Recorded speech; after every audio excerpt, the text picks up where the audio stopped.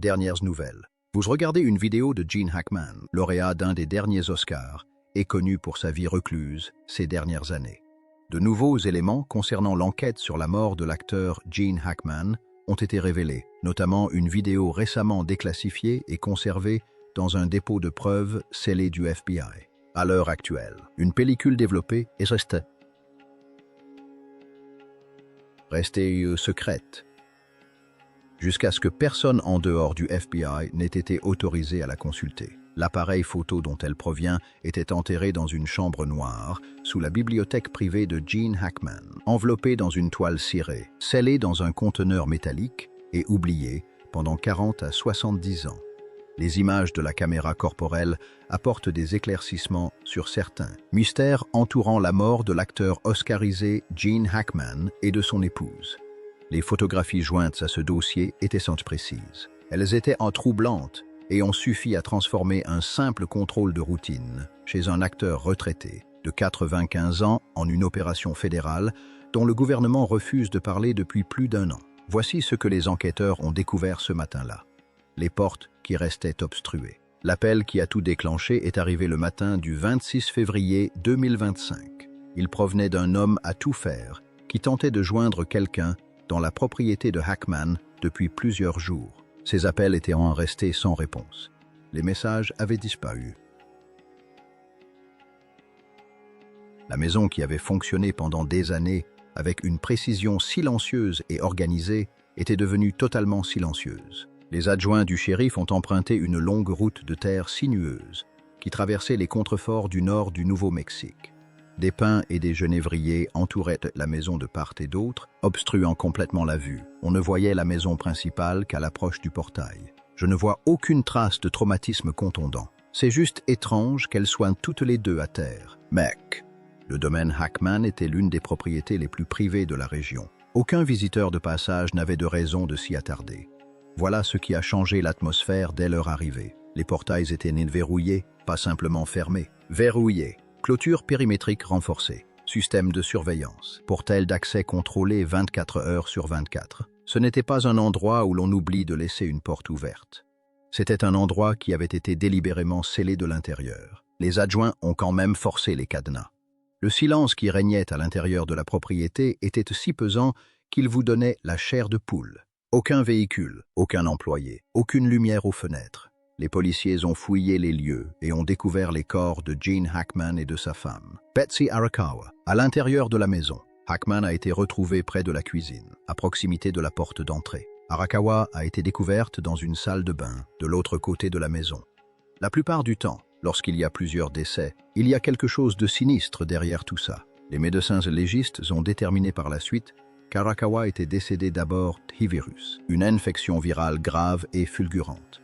Hackman décéda quelques jours plus tard d'une insuffisance cardiaque, la maladie d'Alzheimer à un stade avancé étant un facteur aggravant. Aucun des deux décès n'était dû à des actes de violence. Sur le papier, c'était une tragédie. 2 personnes âgées mourant seules dans une maison isolée, décédées avant l'arrivée des secours. L'affaire aurait dû s'arrêter là. Contrôle de bien-être, causes naturelles, dossier classé. Mais l'équipe médico-légale entra dans la bibliothèque, et la bibliothèque les attendait. La pièce qu'ils n'avaient jamais quittée.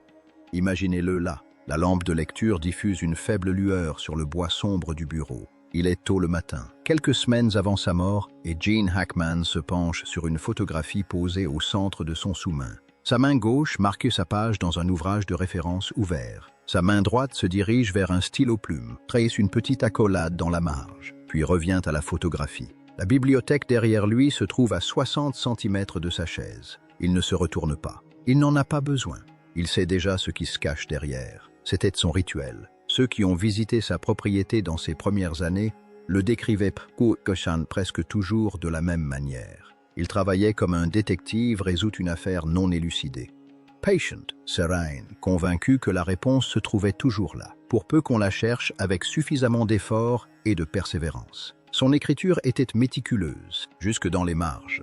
Soulignements, encadrés, flèches reliant des passages séparés par des dizaines de pages. Après avoir pris sa retraite d'acteur en 2004, cette pièce était devenue le centre de sa vie. Le bureau faisait face à un mur de bibliothèque, ce qui signifiait que pendant 20 ans, Gene Hackman avait été assis face à ce que les enquêteurs finiraient par découvrir caché derrière. Et c'est là que le bas blesse. La bibliothèque paraissait ordinaire au premier abord. De hautes étagères tapissaient tous les murs. Des éditions originales côtoyaient des ouvrages de recherche abondamment annotés. Rien d'inhabituel pour un étranger qui y passait. Mais l'équipe médico-légale n'avait pas l'air d'étrangers. Ils ressemblaient à des personnes dont le métier consiste à analyser une pièce. Et la pièce parlait. Des livres avaient été déplacés et remis en désordre. Une lourde chaise portait des traces de frottement récentes sur le parquet. Plusieurs tiroirs étaient entr'ouverts, comme si quelqu'un les avait fouillés à la hâte. La poussière était inégalement répartie sur certaines étagères. Quelqu'un avait travaillé dans cette pièce récemment, sans précaution. Puis, la personne ouvrit l'ordinateur portable posé sur le bureau. L'historique de navigation, l'arborescence des dossiers, les documents ouverts sur le bureau, les recherches menées par Hackman durant les semaines précédant sa mort, étaient pensées précisées, organisées et approfondies. Construction de la guerre froide, installation souterraine dans le nord du Nouveau-Mexique. Des programmes fédéraux classifiés datant du milieu du siècle. Cela ne ressemblait pas à la documentation d'un roman. On aurait dit que quelqu'un cherchait à confirmer une découverte antérieure. C'est alors que l'un des agents remarqua le mur derrière une section d'étagères. Les panneaux de bois n'étaient pas parfaitement alignés avec le cadre, un détail insignifiant, le genre de chose devant laquelle on passe 1000 fois sans y prêter attention. Mais une fois qu'on l'a remarqué, impossible de l'ignorer. En y regardant de plus près, on découvrait un déclencheur mécanique dissimulé, intégré directement dans le cadre en bois, à la hauteur exacte de la main d'un homme assis. Imaginez un peu, pas debout, assise, sur une chaise de Hackman. La main de Hackman. La gâchette était à portée de main chaque soir. Pendant 20 ans, lorsqu'il était assis à ce bureau, personne ne bougeait. Mais le tunnel se souvenait. Lorsque les enquêteurs actionnèrent la gâchette, une section du mur se déplaçait vers l'intérieur avec une précision mécanique parfaite. Un panneau dissimulé s'ouvrait silencieusement sur l'obscurité. Derrière, un étroit escalier de pierre descendait sous terre. L'air changea rapidement. Plus frais, plus lourd, il portait une légère odeur métallique de rouille, et cette humidité qui ne s'accumule que dans la pierre restée à l'abri de la lumière du jour pendant des décennies. Le tunnel n'avait pas une apparence homogène. Les parties supérieures présentaient des signes de modernisation délibérés. Supports en béton, étaient en acier, câbles électriques partiellement encastrés dans les murs, comme si l'installation électrique avait été interrompue en cours de route. Mais plus profondément, les matériaux changeaient radicalement.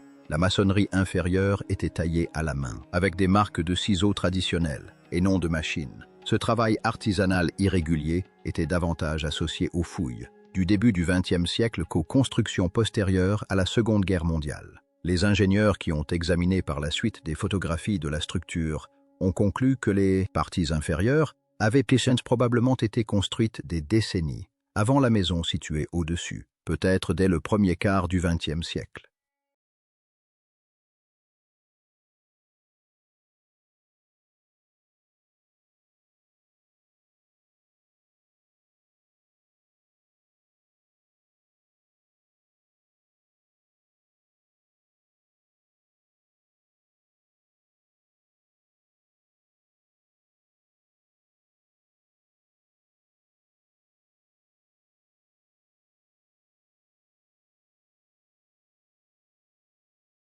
Bien avant que Gene Hackman ne pose le pied sur ces terres, quelqu'un d'autre les avait construites. Quelqu'un d'autre avait dissimulé l'entrée dans les murs de ce qui allait devenir son bureau privé. Et tenez-vous bien, les parties inférieures ne ressemblaient ni à une cave, ni à un abri anti-tempête. Elles semblaient être le début d'une construction destinée à un tout autre usage. L'escalier se prolongeait, les faisceaux des lampes torches balayaient des murs restés intacts pendant des années. Puis le couloir s'arrêtait, et l'équipe jeta un coup d'œil par l'embrasure d'une porte dans une pièce, dont aucun d'eux ne soupçonnait l'existence sous la maison. Attendez une seconde avant d'entrer avec eux. Ce qu'ils vont sortir d'une de ces caisses, là-dessous, explique pourquoi le FBI garde le silence sur cette affaire plus d'1 an après. Si vous n'êtes pas encore abonné, abonnez-vous maintenant, car vous allez voir exactement ce que le gouvernement fédéral a décidé de vous cacher. Les archives souterraines. La chambre au fond du tunnel ressemblait moins à un entrepôt qu'à un lieu où des informations avaient été délibérément enfouies. De vieilles caisses en bois tapissaient les murs du sol au plafond. Certaines s'étaient effondrées sous leur propre poids, déversant leur contenu sur le sol de pierre, en tas recouvert d'une épaisse couche de poussière. D'autres restaient scellées, leur couvercle déformé par le temps, mais encore intact. La pièce avait l'aspect d'un lieu jadis organisé avec un but précis et méthodique, puis scellé et oublié. À l'intérieur des caisses, les enquêteurs ont trouvé des documents, des photographies et des instruments métalliques, couvrant apparemment plusieurs décennies. Plusieurs photographies dataient du début du XXe siècle. Des groupes d'hommes étaient réunis autour de tables couvertes de cartes et de dessins techniques. Leurs costumes sombres et leurs épais manteaux situaient les réunions dans les années 1920 ou 1930. Ils travaillaient. Leurs têtes étaient penchées sur ce qui semblait être des plans d'architecture ou des schémas techniques. L'un d'eux désignait une partie précise d'un dessin, tandis que les autres observaient. Sur une photographie, une date manuscrite figurait dans un coin, 1937. Personne sur cette photographie n'a été identifié publiquement. Les documents étaient plus difficiles à déchiffrer et plus troublants encore. Nombre d'entre eux étaient écrits à l'encre délavée sur du papier devenu cassant avec le temps. D'autres étaient copies carbone de machines à écrire fournies par le gouvernement. Plusieurs pages contenaient des annotations codées ainsi que des listes partielles de noms. Des noms qui n'apparaissaient dans aucun registre public accessible. Certaines pages étaient partiellement brûlées, les bords carbonisés et fragiles, comme si quelqu'un avait tenté de détruire le contenu de cette pièce et avait abandonné avant d'y parvenir. Quoi qu'ils aient essayé d'effacer, ils n'y sont jamais parvenus. Parmi les papiers se trouvaient des instruments métalliques, des compas de dessin, des outils de mesure, de petits composants mécaniques ressemblant à des pièces d'anciens équipements topographiques gouvernementaux, du genre de ceux utilisés par les ingénieurs fédéraux pour documenter les infrastructures classifiées du Nouveau-Mexique lors des périodes de construction souterraine rapide. À l'intérieur de l'appareil se trouvait une pellicule non développée, scellée dans l'obscurité. Elle reposait dans cette chambre depuis 40 à 70 ans.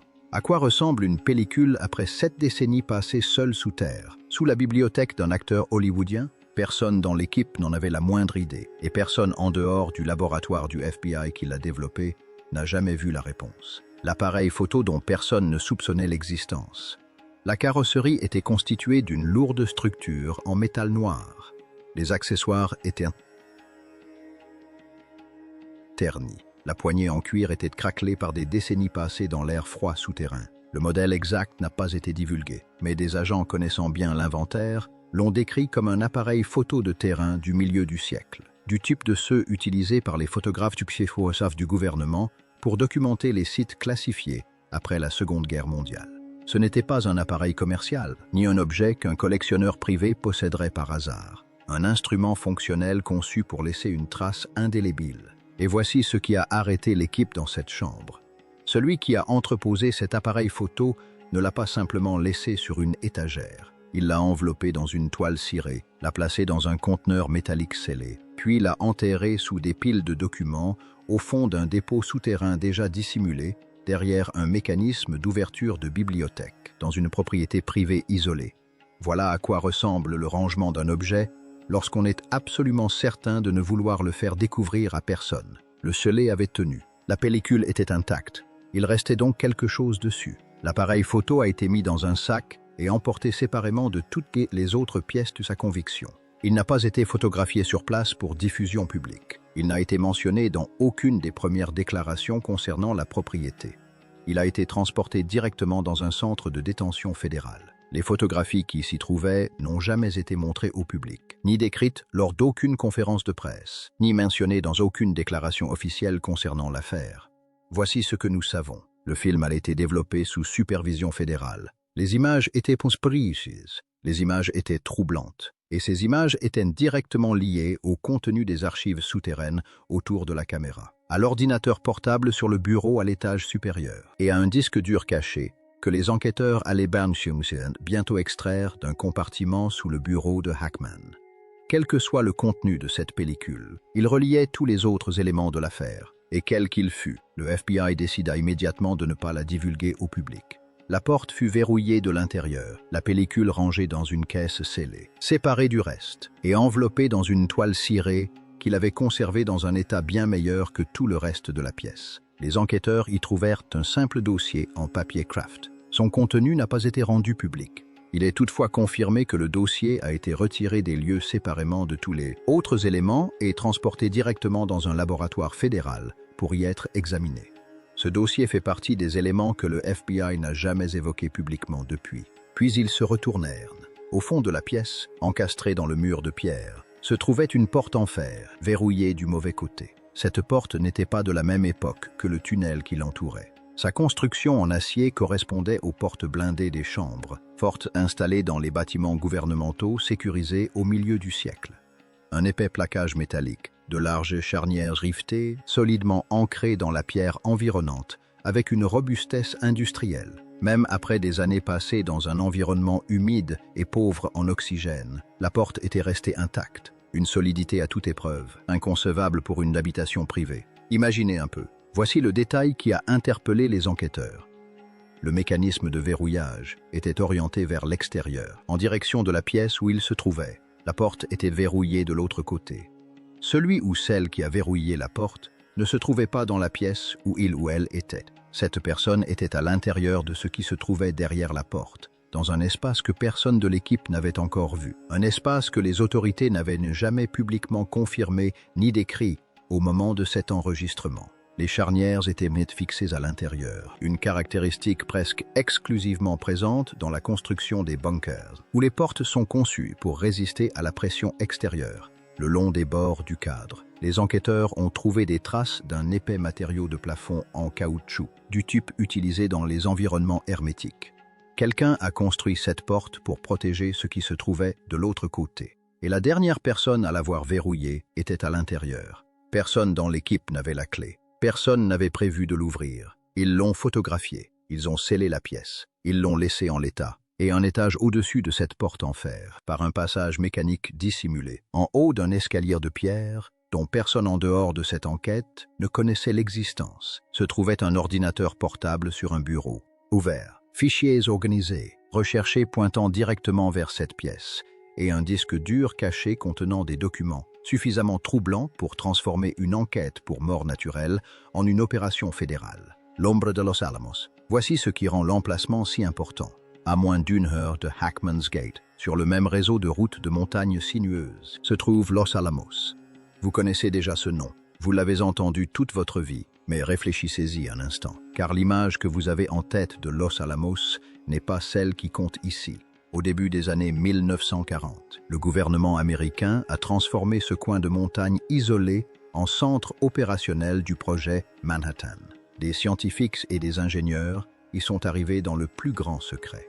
Les routes furent rayées des cartes publiques. Toute la région fut placée sous le dispositif de sécurité le plus intense de l'histoire américaine. Ce qui s'était passé dans ces montagnes devait rester à jamais secret. Et voici ce que personne n'aime évoquer.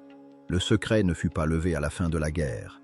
La situation a évolué durant toute la guerre froide. Cette partie du Nouveau-Mexique s'est remplie de laboratoires classifiés, de centres de recherche et d'installations souterraines. Les gens se sont réfugiés sous terre.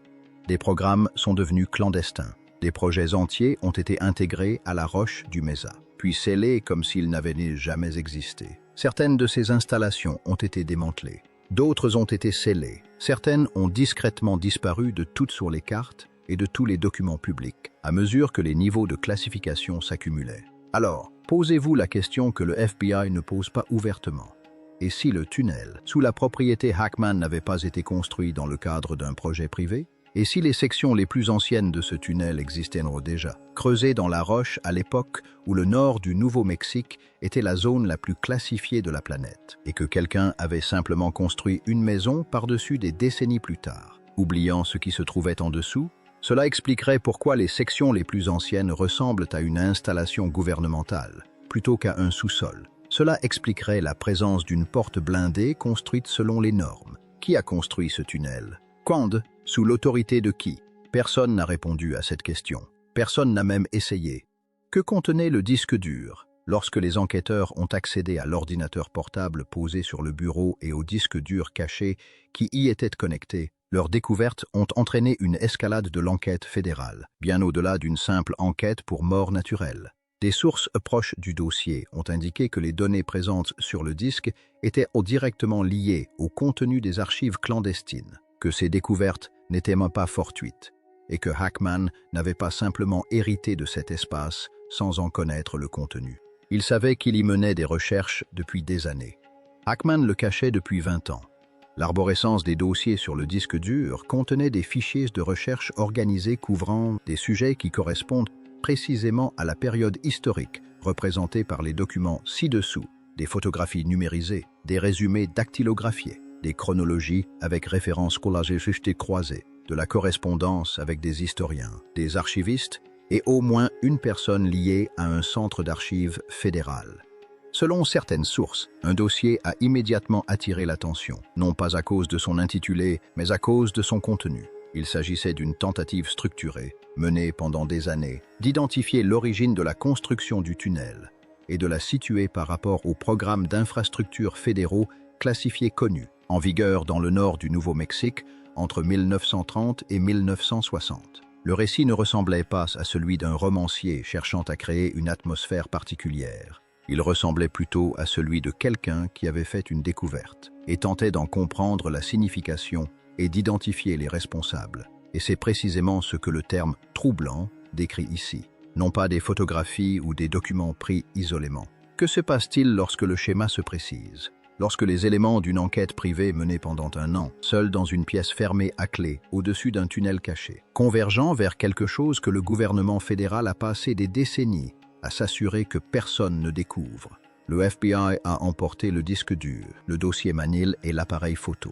Depuis, aucune description publique n'a été fournie. Cette absence n'est pas anodine. Les enquêtes qui se concluent proprement font l'objet de communiqués. En revanche, elles n'impliquent ni ressources fédérales, ni fouilles médico-légales approfondies, ni le retrait discret de documents d'archives d'une pièce qui n'aurait jamais dû exister. Et voici ce qui devrait retenir votre attention. Quoique Hackman ait découvert, il l'a découvert seul. Dans les semaines précédant sa mort, il a cessé de téléphoner. Il a cessé de recevoir des visites. Le personnel est rentré chez lui. La maison s'obscurcit. Les lumières de la bibliothèque s'éteignirent plus tard que depuis des années, puis s'éteignirent complètement. Non pas le calme plat d'un homme achevant sa vie, mais le silence d'un homme parvenu au terme de quelque chose et ne sachant que faire ensuite. Une vie bâtie sur les secrets. Gene Hackman a passé sa carrière à incarner des hommes conscients, du poids des informations classifiées. Le French Connection, la conversation, l'ennemi de l'État, le pouvoir absolu. Film après film, il incarnait cet homme qui savait précisément où se cachait le savoir dangereux et comprenait parfaitement le sort réservé à ceux qui s'en approchaient de trop près. Longtemps, on a facilement interprété ses performances comme le fruit du talent d'un acteur doué, capable de jouer avec intensité. Mais regardons-les maintenant, à la lumière de ce matin de février. Des véhicules fédéraux sur la propriété, un escalier dissimulé sous sa bibliothèque privée, une chambre souterraine scellée, une porte en fer verrouillée de l'intérieur, un appareil photo dont l'existence était inconnue, contenant une pellicule que personne en dehors du laboratoire fédéral n'a jamais vue, et un mur de silence officiel si total qu'aucun détail n'a été rendu public. Les personnes qui ont collaboré avec Hackman à ces romans historiques décrivent un homme qui traquait les sources primaires pendant des mois, qui contactait les archivistes avec la persévérance d'un journaliste d'investigation, qui refusait d'accepter des témoignages indirects lorsqu'une documentation originale existait. À présent, confrontant cette personnalité à la propriété où il a vécu pendant 20 ans. Une bibliothèque remplie de volumes annotés sur les infrastructures de la guerre froide. Un passage mécanique dissimulé derrière un mécanisme à hauteur de main. Des archives souterraines contenant des documents centenaires et des archives codées partiellement brûlées. Ce qui reste sous scellé, voici ce que personne n'a révélé. Et voici pourquoi cette affaire n'est pas classée. Peu importe ce qu'on vous dit, la porte en fer au fond de cette pièce n'a pas été ouverte. Cela fait plus d'1 an. Le FBI a eu accès à la caméra. Ils ont eu accès au disque dur. Ils avaient le dossier en papier craft. Ils avaient des photos de la porte elle-même, les spécifications des charnières, le matériau du plafond au niveau du cadre, et ce qui se trouve de l'autre côté de la porte reste de l'autre côté. Réfléchissez-y. Lorsque les forces de l'ordre classent une affaire, elles publient leurs conclusions. Elles expliquent ce qu'elles ont trouvé et pourquoi une enquête plus approfondie n'était pas nécessaire. L'absence de cette explication n'est pas un retard administratif. C'est une décision. Quelqu'un a décidé que le contenu de ce disque dur, de ces dossiers Manil, de cet appareil photo et de ces archives ne serait pas divulgué publiquement. Quelqu'un a décidé que la porte derrière laquelle tout cela était censé être scellé ne serait ni ouverte, ni photographiée, ni décrite. Cette décision a été prise à un niveau supérieur à celui de l'enquête locale, et elle est restée en vigueur pendant plus d'1 an. Maintenant, observez cette image. Une porte blindée de type chambre forte, construite selon les normes fédérales du milieu du XXe siècle. Verrouillée de l'intérieur, au fond d'une pièce dont personne en dehors de cette enquête ne connaissait l'existence. Sous la bibliothèque privée d'un acteur retraité de 95 ans, qui a consacré les 20 dernières années de sa vie à tenter de découvrir qui l'avait construite. Hackman Disparu. Ses recherches sont sous la garde des autorités fédérales. Les photographies de l'appareil sont sous la garde des autorités fédérales et la porte reste close. La dernière personne à avoir franchi cette porte l'a refermée derrière elle et l'a verrouillée du mauvais côté. Personne n'est ressorti, personne n'est entré. Et le gouvernement fédéral, qui détient désormais toutes les clés de chaque artefact de cette chambre, gardait le silence depuis plus d'1 an. Alors, posez-vous cette question et méditez-la. Qu'attend le gouvernement fédéral avant d'ouvrir cette porte? Abonnez-vous dès maintenant, car lorsque cette affaire éclatera, et elle éclatera, vous devez être là pour la suivre.